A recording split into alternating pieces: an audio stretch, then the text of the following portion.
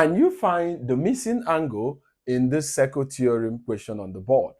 We have that in the diagram, O is the center of the circle, O, and angle UOT is 70 degrees. Angle UOT is 70 degrees. This angle is 70 degrees. And we also have that angle RST is 100 degrees. Angle RST is 100 degrees. We are looking for angle RUO. This is angle RUO. That's the angle here. So before then, we first of all observe the shape on the board. First thing first, we have a triangle inside the circle, triangle UOT. And inside the triangle, one of the angles is 70 degrees. Then this particular triangle, you notice that we have a radius.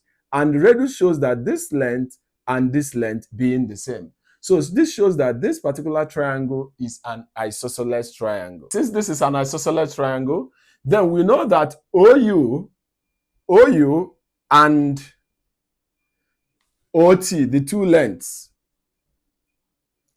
is what? The radii of the circle.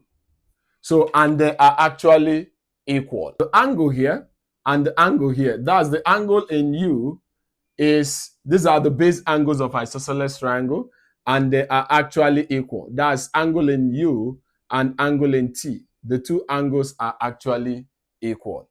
So since they are equal, this is actually the total sum of angles in a triangle adds up to be 180 degrees. So when we add angle U to angle T, then to the 70 degrees that is given already, all of them is equal to 180 degrees. Actually, the sum of angles in a triangle. So we have it that, and these two angles are equal. So we can label the two angles to be x and x.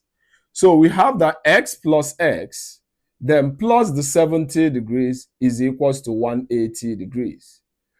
Then when you add x and x, you have it as 2x. So we have that 2x plus 70 degrees is 180 degrees. The next thing we do is that we subtract 70 degrees from both sides. So we have that 2x is equals to 180 degrees minus 70 degrees. This will now give you that 2x is equal to 110 degrees. To get the value of the x, that's for each x, we divide by the coefficient of x, which is 2. So when you divide through by 2, you see that x is actually 55 degrees.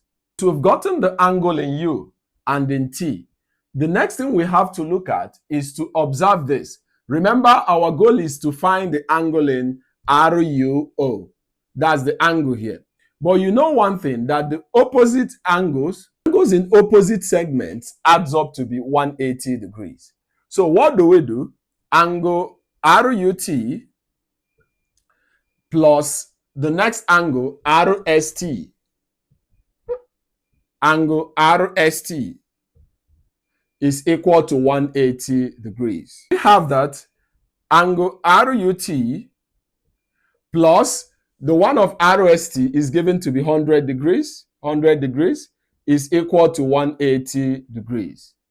This shows that angle RUT is equal to, that's the whole angle here, is equal to 180 degrees minus 100 degrees.